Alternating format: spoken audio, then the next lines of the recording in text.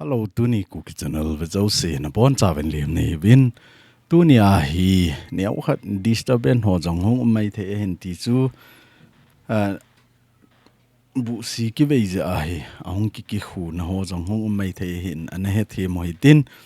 a hin la Tuni i topic deu hi a hi le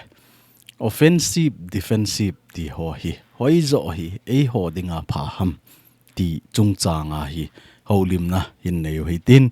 I gam sungova thil so ho hi het so ke wa hin tu lai ho hi I gam sung thil so dan ho I vet na I gam sunga I ki vai po dan ho hi I vet na hi le I lam kai ho hin hoi langa I lam kai hi tam hoi langa hi I mapuyu hi tam ti a hi mi pi aki lam vai gam dana hi aki mudo tai hi ze a chu tu ni a hi aza chom se ya I din na ki to thei lo khat na hi hong do tawin hi ze a chu tu ni a hi chi topic hi ki sei han lang inam mi te kanam mi te hon he thim leo chun ti a hi chi topic mang cha hi in sei deu a hi in offensive a hi in defensive a hi in hi chi hi ipi ki sei na ham a hi lawa hi le hoi chi zo hi e ho hin mang leo hen e ho dinga thil pha a hi dem a hi lawai le tu a ilam kai hovin e lam kai nawa mi pi ho ki ma tha gam ta ilungu confuse gam ta a hen khat in defensive ball le gam ilung tu mo ki mo ding a hi lo le defensive ball le hen ilung tu mo imu wa zo de wa hi ti langa hi thu tampi a ta in hi je a hi a hen khat alung hladai jong tampi I ta ven tu ni a hi het thim na divin hi che ho chung changa hi holim na hin nei hui tin kanam mi pi te ho ipil got diwa hi tu ni a hi ngol the thu amasang laya gal kap dana gal kap hon a hi tapo in masang laya ku ki cha te hi chi to bang ka hi vin hi chi to banga hi ka chon jing diwa hi ti ho jong chu ngol hoi na khat a hi in hi za chu agam le ahun dung zuya ahun la aphat dung zuya tilawan ahun la aphat dung zuya hi I chon dan jong hi hiel angain ahin la I chon dan ho I khan dan ho chu hiel mang ke ding tina dal ha mang ke ding tina hi po in hi chi I chon dan le I khan dan ho mang cha chu ahun la aphat dung zuya hi I ti I chon dan I khan dan ho hi iman cha deu ham ti lang zo a hi in sei go deu a hi in tunia jong hi ga velo chun inam lam kai hovin za chom inama dinga thil pha chom tam pi agong ovin a hin la hi chila a hi koima akitup ta a hi lawa hi le mi pin hoi ta ga to sat thei hi tu ni chan ge ai ki hleng do thei lo a hi lo le inam pi hi vai tham den jing na la ya tu ni chan ge ya separate administration idel bailam chkhena imu diu hi igal mi ho izo lo ji a hi lawai le igal mi ho je a imu lo a hi po in ei ho le ei ho ikitup lo ji wa tu ni chan ge a hi chi chan ge a gen thei na la yo a hi in hi ta hi gen thei I tho nom lo wa hi le khat le khat ki niaw sa hi tin khat le khat ki to sot no hi tin khat le khat pang khom lew hen gang ta I mu thei de wa hi ti chu ka ga sei do no ma hi in tu chunga thil so ho je a I gam sunga thil so ho niaw cha update ga bol hi tin tu ni really I mean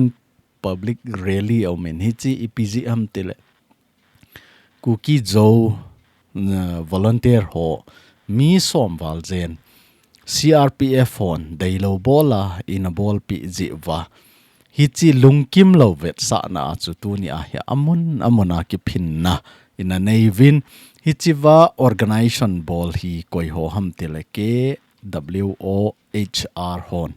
lam kai a hin bol wa ti chu ama hon organize a hin bol wa ama ho lam kai na tu ni a hi lam len ki chon na inei ki no hin hi chi to banga hi organize hoi ta hin bol wa administration ahung ki to a hi le chun mi zo sen ki zui hi KUKI zo cha te ho zo sen ki zui hi tu ni a hi KUKI ka hi poi ti ho zo sen jong hi chi really a iga chaw deu ka ta sanin a hin la hi chi wa alam kai ka hi poi ti ho hi lam kai ho bo hi ti hi het thiam deu ka ta sanin a ban le hi chi hi tu ni a hi ga velo chun ko tu in jong a to sot nin a hi lo le hill tribal council HTC in jong a to sot nin KUKI in pi in jong a to sot nin ama try ma ko na student organization ho zo sin jong heta cho to sot so Kevin mun tina KUKI cha te I chen na zo sewa ta chanu ta chapa ho zo sin ga ki zuya heta chu mun tina rally hoi ta inei thei vi ti ho jong ki mo hi in hi chi organization hin bol nu te ho chunga avelin ke pa thu iga sei win hi chi ho I bol ban wa jong hi tu a hi center force in aspa ahin koi ki ta in hi chi valley of death ti chu mail hei ho gam sunga hi police station phabe pi a hi tu a hi aspa ahin koi ta vi ti a hi hi chi wa hi he thei de wa chu sek mai a hi in lamsang a hi in lamlai a hi in jeribam a hi in leima khong a hi in moirang a hi in hi chi police station ho zo se a hi a gang thei lam pen a hi center force in aspa ahin koi ki tai ti chu iga he theine dewa tunia in phon do hi mei lei gam sunga hi thingnoi izat jong le phat iti chan lai pi ham khat hi aspa ho he an lawa thinglang gam zo a hi an ki koi a hi in ahin la tu chung ki boys a hi avelin aspa hi chilai mun ho a mun gup ho police station mun gup ho a hi center force in aspa ahin koi ki tai ti chu iga he theina dewa tu ni a in phondo wa hin thinglang ho bo wa an koi wa ama ho gam sunga ko na hi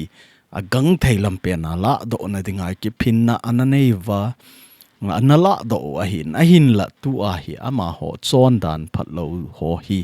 mi zo sen ahin mu pha na hi chi to banga police station son lo police station a ko na thal ki gu do thei ti a police station in police on tha ane lo dan ho avet na wa hi le center government in tu a hi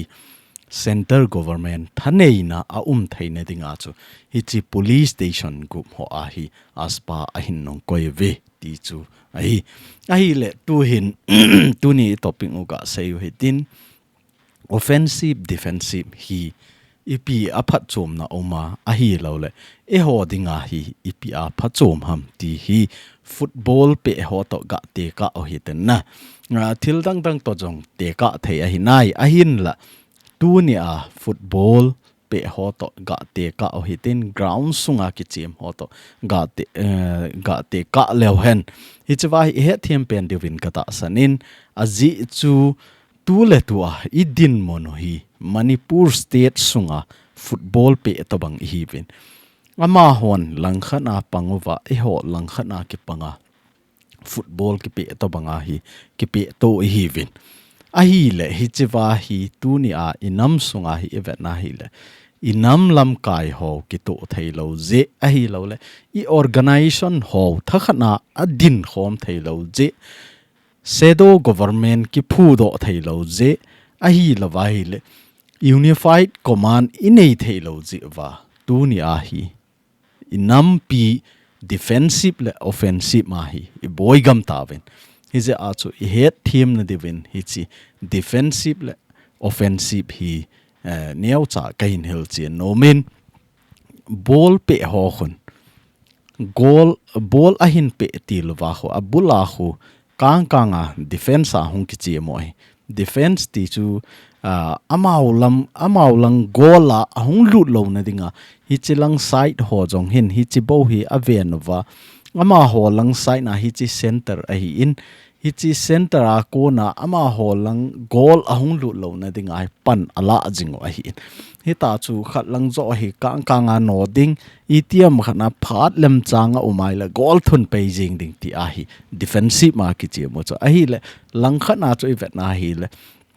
khatte hi defensive ma hung ki che pe wa hi le chun agana ganga hi goal thun ding hin go vintin no pheng vintin ami ho hi atam na thei pe na hi chi khate area langa hi kit vet taw na opponent ho ti chu agalmi ho tin sei taw te ti chu opponent ho ama ho opposite lang ho alang khat lang ho ground lang zo a chu tam vet taw hi chi chu ipg ham tele defensive ball ta loading a offensive ball ding ama ho gola thun te ding a chu atam thei pe na ama ho gama chu lut no wa hi chi ball da tre het thei na de win football pe hon het so ke de wa in football no me ya pasal in het so ke wa ni chi chu ga tam sei daw ten hi chi boulder ti taw te hi chi boulder a hi le hi chi langa hi lang ho a hi ni chi lang khat ho a hi a hin la offensive ma ki chim ho chu hi chi langa hi defense a hi thumle liwal hebet taw a dang cheng chu hi chi langa hong hlai do no veting gol thun di got na te ya hi pan lawin ten hi ta chu hlei jing wa hi ta chu pan ala aziu a hi in a hin la defensive ma ki chim ho loi chu a hi ting le atam thei pe na ama ho lang area a hi umovin tin hi chi boulder hi ha khel lo ding mi thum ham khat a hlai lut sa deu hi ta chu pan ala wai a hi le alang khana chu event na hi le chun offensive hi ta defensive hi ta ani ni a chu football ki chem hlon chul ani ni a chu ground na lut hlona ani ni a chu match a nei hlon chu khat jong defensive ma ki chem khat jong offensive ma ki chem ai wanga chu ani ni hlona chu ki chem hi na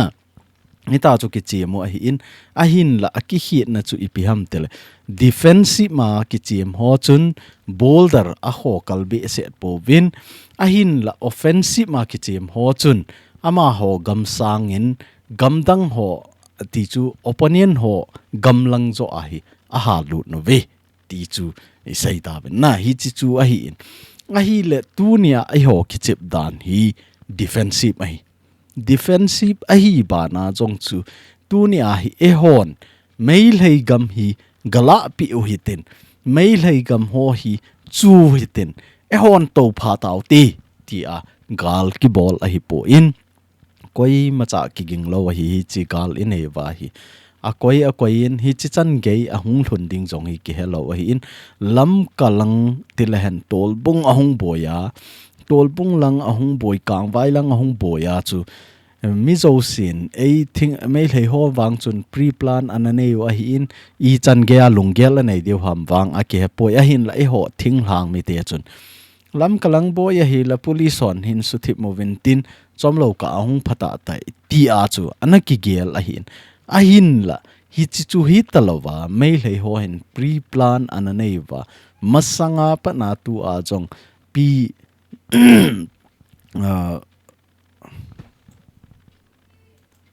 to a jong pi gledin na seijing ke na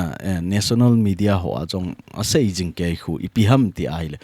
mail hei hon masanga patna pre plan ananei win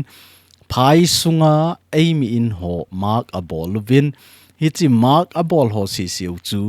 mei thum mei li ni a hi abona ahal ha o hi ti hi chu a hoti lawai le chun hopi khat sunga zat chom ki cheng khom tang khul hi ta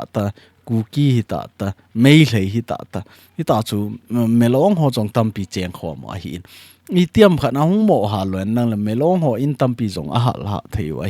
a hin la hi che ho a ko na ki ven theine ding wa chu mark hoita na ball chu mark hoita ball wa in hal ha pi wa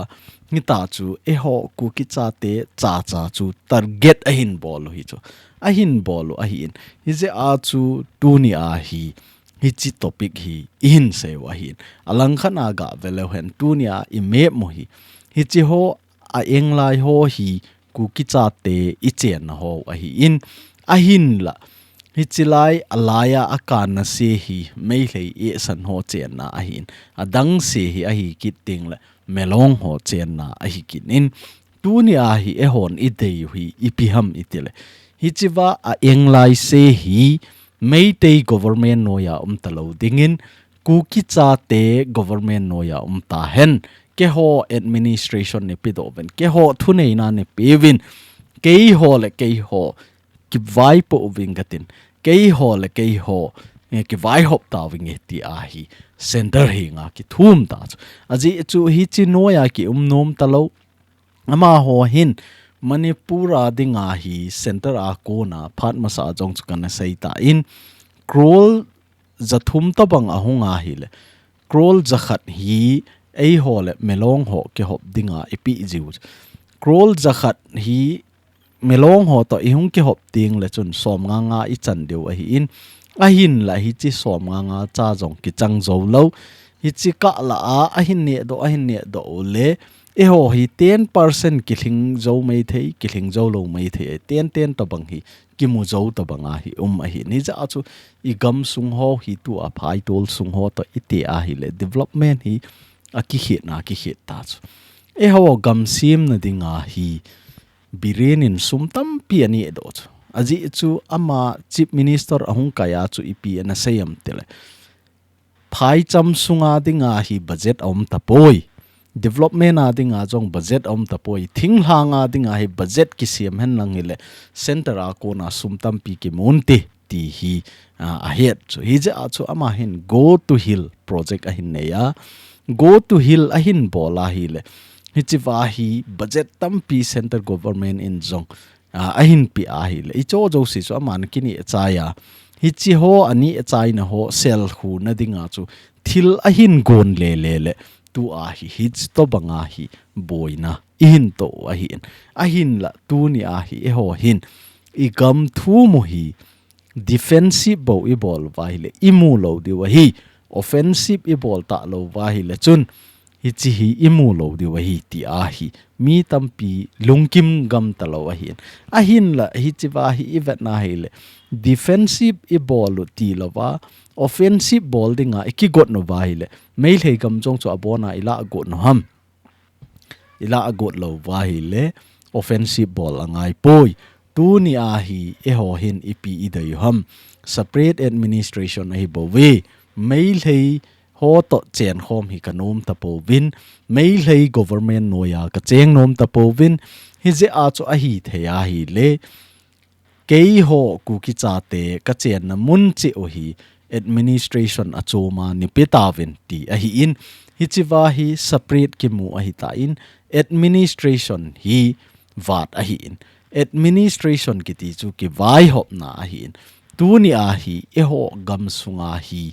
ki vai hop na I chan ge a khan to machal na ineivam ga velo hen ho langa jong ki to de lo a hi la vai le tu a tribe lang ti lew han tribe langa jong ki to lo wai ki to lo naw hi atama tamai organization jong ki to de lo hi galika phat no le henge nangma mina na hin kap na ve na nam pi na hin hu na ve a hin la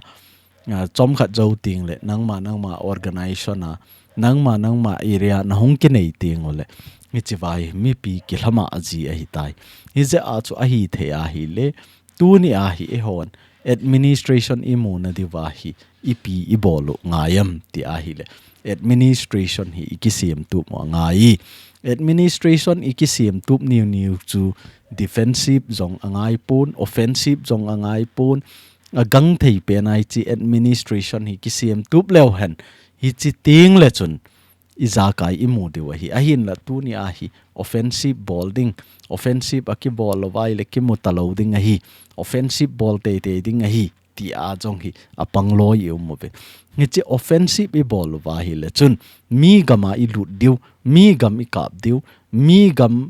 I tha diu ti na a hin ni chi chu agamu la pi o hi te I gamu hi ke len hi te ti le I ball the we a kho poi ball lu hi te a hin la tu ni a hi mei lei e san hon jong I gamu in chi khat jeng jong a hin chon lut nai po we henge hi chilang side wang hi tampi I ho a hin hal ha we a hin la ama ho jong a cheng lut di po we hi chi hi offensive ball nom ta hi wa hi le tu ni a hi I gam sung mei lei e san hon alo na mun ho hi I lo zo hi tam hi chi ho hi lo ma sau te hi chi ho I lo ma sat lo wa hi le mei lei e san hon tu ni chan ga I in I lo I hal ha pi u jong le a chot lut nai lo a to pha nai lo wa hi chi ho hin to pha han lang hi le idel do na diu hi hung ha sa hin hi chi offensive i pen sang wa hi a hi the ai le i gam i go in hal ha piu i dal ha na gam ho hi a gang thei pe na nung lo ding zo hi go leo hen e ho offensive ma i ki chep sang wa cho e ho dinga tun na hi zo ding a hi lo vai le hi chi hi ga veleu chun he them na divin example khat nen ping in Burma British hon vai an hop lai wa chu KUKI len hi chi te hi a hi tia in a ji pi u a hin la hi chi la ya anamuding dol chu ipu ipa te ho hin anamuding dolu a hi lo le i gam inam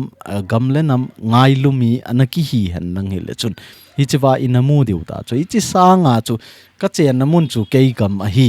hi chi sa nga chu pon san ne pi win thi nang ne pi win tia ipu ipa ten gam le go sa nga chu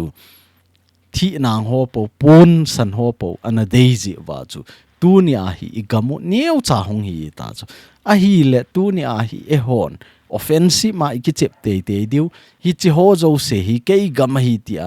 pan kila hen lang le government izat i do diu ham tu ni a hi sagain region atile Myanmar government i do diu hi chi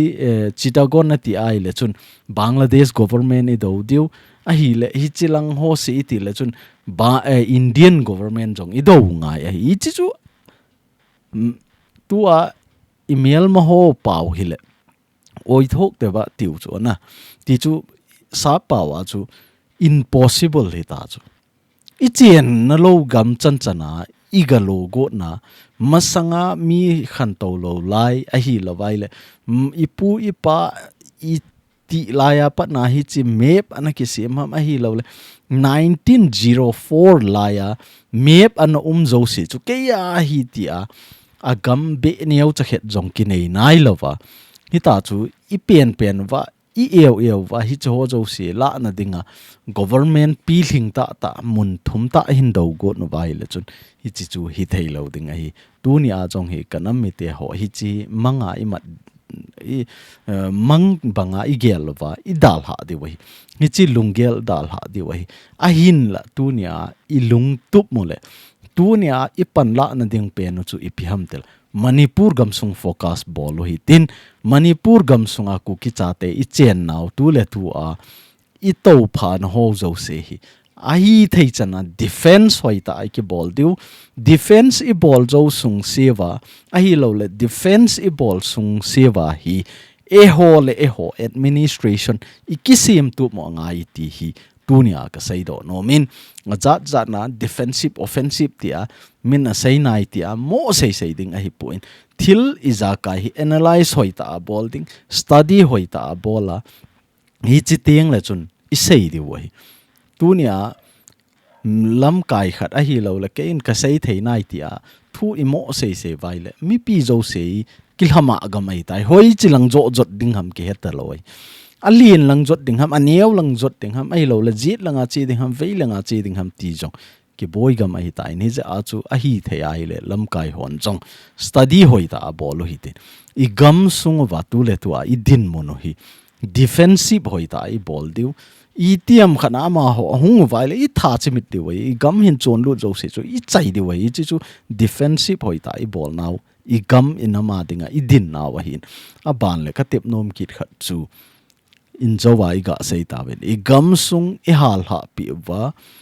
ina dal ha na mun ho hi tu a hi anung lo na ding ingai to de wa hi chi inung lo vai le offensive iti wa chu ipia pang ding ham hi chi lai mun ho jo se mei lei e san hon in hin ki sa an nang le iti ga del do de wa tu ni a he ama hon I gam I go a hin hal ha win a hin la akinung le ke no win ama ho in ma ga ki tau kit je wa chu e hon ga ki vil kit the a hin I gam I go a hal ha na mun ho jo se hi hung to phao hen lang hung cheng hen lang nom ta hung kho sa le hoi lang ki del do zo de ta ong gal ki ti hi gal a hi pet na athil dan ho isu tup lo wai le chun gal zowa ganung la ti ho hi thei lo wai avet sa na ding in hi chewa Ukraine le Russia ki dowi na sata ki dowin Russia le Ukraine hi ite a hi jong le a power momong jong kiti ka thailo hi Ukraine neu cha hin Russia chu super power khat jong a hin aban le gamlin ta nei khat jong a hin la tu ni chan ge ya hi ama ho hin Ukraine gam hi ka beleuchun hi chilang ho jouse Donbas le Donbas region kiti na hole hi chiwa Luhansk kiti na lang ho hi ala o a hin tu ni chan ge ya hi chilai asan na mun ho hi apona ato phaw a hin ato phawa hi ta hi pangden o a hin la hi chi hi Ukraine hon nungla ding ti a hi panna sata la wang wa hi chilai apol na ho i mu diu a hin hi che apol jab jab na ho hi a hin nungla o a hin la tu a hi Biden ki chai kit a hi ta in Donald Trump ahung kai do ai le Donald Trump en tu a hi gam zo se a gal zo se ka su thip ding a hi koi ma chan gal a bol thei ta lo ding a hi ti a hi pan ala in aban le ama hin Russia ho jong na sata in apan pi ti ho jong mu ai kit tai hi chelai mun tu le tu a Russia in ato pha na mun Russia in kila hen lang Ukraine in hi chelang sai na hi neu khat do zo ta hi in hi chelang sai hi Russia gam neu cha hin la hi che ho jong chu Ukraine in nung pi hen lang kinung khi no vin lang tu apana gal thip ding ai tai che vai koi ma chan gal a bol thelo ding ai tai tia thupi na ho jong ane ti ho jong hi mu ai ne a khuti ai le chun Putin hi hung thip te te ding ai na ji chu Putin in atup le adoi pen chu a hi le hi chelai muna hi Russia mi tampi cheng wa hi ni ja chu ama hin hi chilai mun ho jong hi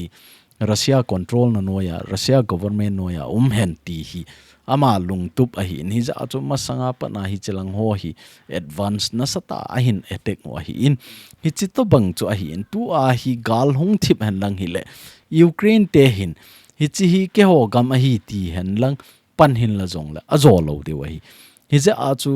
gal a pet pe na gal mi hon ato pha na mun chu Russia in ato pha na mun chu Russia a hin tin Ukraine in ato pha na mun chu Ukraine a hi jing ding hi tu a jong hi ga velo chen Nagaland hon Nagalim chu hi chi to bang me pa hi tia pan ala au chu a hi le hi chi to bang pan a hin la na wa koi gam to kha am tele Manipur gam jong to kha Assam gam jong to kha Arunachal gam jong to kha a khuti ai le chun hi chi Assam government a hi in Manipur government a hi in a hi lawai le Arunachal government a zo ngel di hinam a zo lo di wa hi chi a hi thei lo be thil khat a sei wa hi ni ja chu min a mo nui sa sa hi chi to banga hi ngol angai ta po in tu a hi hoita pan ngaya hoita study bol ngaya kei hi I to bang din mun ka hi ham a hi lo le kei ka capacity I to bang ham ken hi chi thum langin I chan ge ya kamu zo dem ti ho zo hi I gel to wa pan ila wa tu le tu a Manipur gam sunga KUKI chaten I to pha naw KUKI len a hi ti hi hoita recognize I bol sa wa hoita organize I bol thi mobile I chi chu administration hin mo na de wa hin tu le tu a hi eima nam sunga masanga hi cho wang hi kana sei khapo in I jong le tu chunga hi neu cha kain sei do no men ken o UPF a hin e ho tu le tu a government a tok nei a hi lawai le inam a dinga pan la ho chu ken o le UPF a hin amani hin center government to ke hona kanei ti hi chu a hi le ama hon jong a sei vai le ke hon ka sei ding dol ka to ding dol ka ki to wa hi tai tia thip moi ta chu ai wanga chu a thip me kiti wanga chu panala poi ti nai lo chu panala au chu ama hon ei ho KUKI chaten separate administration imu na ding sang bai government a su extend bol na ding zo he aboi pi zo mi chi theng ba na sei leng koi ma na ngai nom lo dia ha sei dautin aban le UPF langa group izat omam tele group gate jen ki chu thing noi hi kitam mong cho e ho sunga jong hi chi ho zo se UPF aga ki kai khom wang wa hi ama ho jing jong hi ki to lo hi ichilang hi keno a ki khai khom hoi som le sagi som le sagi sunga jong hi ama ho zo se ki to o hinam tel ki to lo hi ga veleu chun hi che wa hi het thim jing na ding ovin neu cha ga seileng kiti in hi chalaya hi aban le jo defense volunteer kiti in hi chalanga lo ham ki chu UPF jo defense volunteer jo ho mi izat he o mil hom cha bo chu ai wanga ma ho jong KNO a loi UPF a loi na ai le adang ho jong hi ga vekit le han Zomi Revolution Front ZRF KNO a loi Zomi Revolution Front UPF a loi jong i het thim ta wa ka sei dan chu e ho nam nieu cha cha i wang wa chu mun za chum chuma loi hi aki hi ti chu chilaya hi register ki bol nai ha hi chwa hi ga velo chun USRA imu de wa hi in a member yong mi som ni le ni bo wa hi a hin la hi chi jong hi UPF a loi jong ki chu hi ta chu aban ban hi ki a hin la ato to la hi in vet nai le mi sang ni le za le som gel le khat phamai hi lo chu mi ki tam mong chu hi abona hin total ting hi chu ho zo se hi hoi ta hong ki to hen lang hong ki pang khom hen lang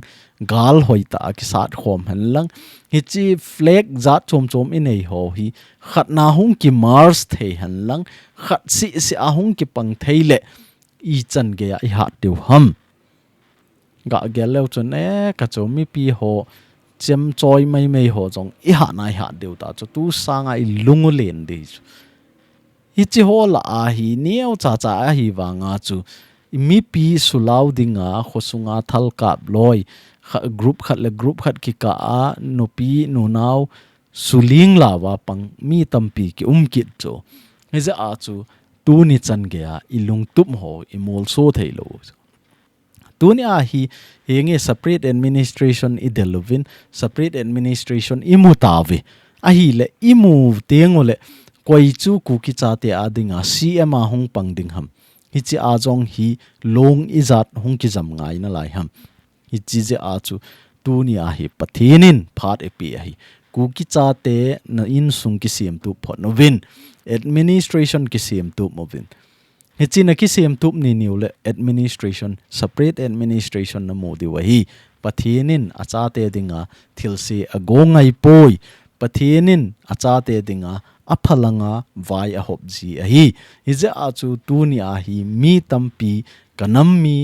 nga civil tampin ilung ling law gam ta ven a hi lawai le ilung op kai gam ta ven ilung op kai lo di wa hi inam sung akisem to lo je a separate administration i thu mo hi imu thailo a hi in igal mi ho i zo lo je o igal mi ho i tha lo je o igal mi hon e ho i tha lo je a kimu a hi po kimu lo a hi poi ei ho le ei ho sung ikisim tup theinai lo je wa pathinin phat ipi na laiwa KUKI cha te kisim tu phot win ti a hi phat epi wa hi ti hi ka sei do no min hi I het thim na di win example khat na pi be kin wing ni chi wa hi ga velo chun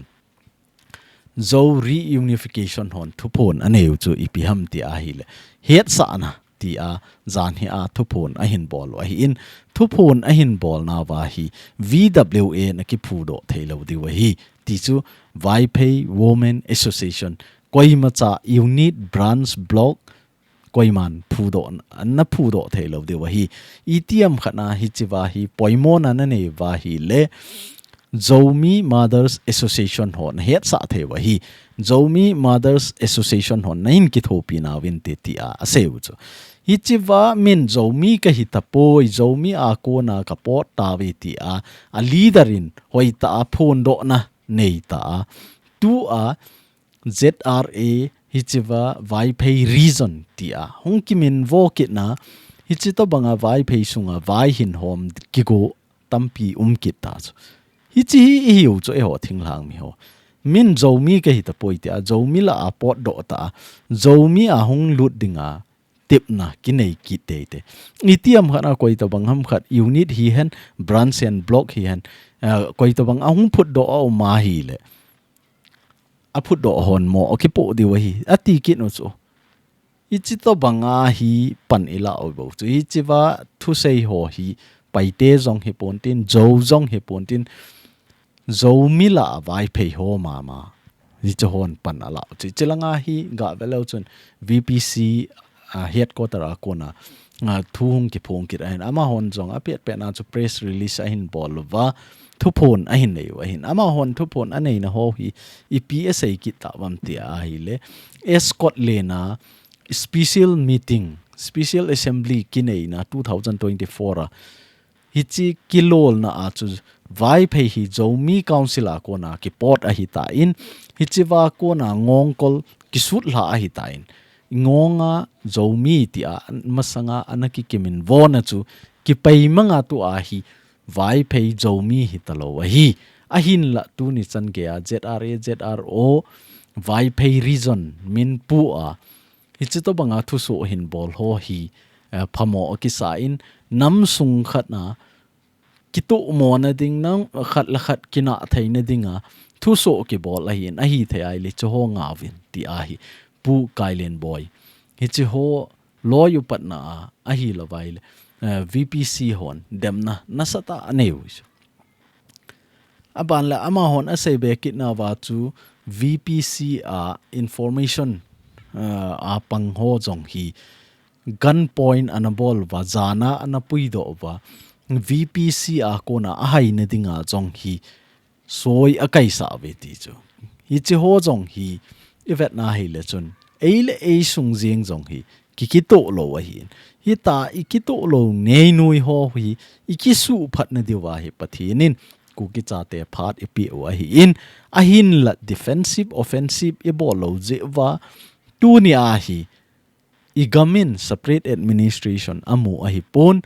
amu lo a hi pon a hi lo le Indian government in jong ina sa lo a hi poi ina sa ma ve a hin la e ho sung jeng jong ki vai pu the nai lo hi je vin a hi the ya hi le hi chi defensive offensive ho a hi kanam mi te ho ilung hla dai lo deu a hi lo le confuse in ei lo na diu ba tu ni a hong ke sei a hi in a chai na khe a ka ga sei nom chu namlam kai ho ka tim no min phat ma sa interview hin bol na wa jong chu kana sei ta in namlam kai ho hin tu a hi gal a hi lo le front line mi pi tribe ki ka hi chi ho ki ka hi a boy pi ding a hi ti chu a boy pi ding ti wanga chu ama ho hlei ding a hi po in a hi the ai le gal boy na a chu lam kai ding a koi diu ni le cha boy na chu lam kai a koi diu a hin la chairman secretary ho hi a hi the ai le kangui hi hen tengnopal hi hen lam ka hi hen jiribam lang hi hen na hi chi ho jo si a hi lam kai hon kal ason no ngai kal ason khom diu muntina leader HTC hi hen na HTC ko2 aban le ITLF ti ho hi ato khom in pi khana ato khom wa hi chi ho jo si mun khana organize a hin bol wa branch zo a hi ki hop lo wa hi le I gam sungu hi I to banga pan law hi tin wang phat pi a ti diham wang set pi a ti ding ham central government in separate administration in phone pi jong le tu ni a hi e ho sunga vai poding KUKI cha te sunga KUKI cha ten administration amutawin koi ham lam kai ding ti na jong hi I chan ham khana I hung ki het to diu keima operation keima area keima hi chi area tampi ito deu ho in sei ki deu hin na ai chalang pe cho sei lewan short ding a hin nge a chu a hi the a hi le kanam mi te ho nam lam kai hon tu le tu a hi phat ka nei poi kangui chena ding phat ka nei poi more chena ding phat ka nei poi jiribom chena ding phat ka nei poi ti lovin inam sung igam sung ki to hen mi pi ki tup ta in puing e ti wa hi le hai lo na te inei lo diu aning a ko ya ka jo se pha tiu hoi ta table khana inam pi I tribe sunga leader ho jo se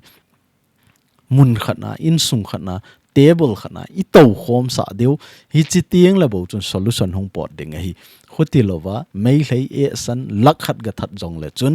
imacha solution namu de lo ding ai ti hi tunia ka sei no min tin phat ong sot ta in ni chi chan chun an ngaw tin a poimo dung zu ya ban ho chong in sei ki deu hi tuni KUKI channel ve zo se na chung vin ka ki pa in bon chawin pathin in phathei na bo ching taw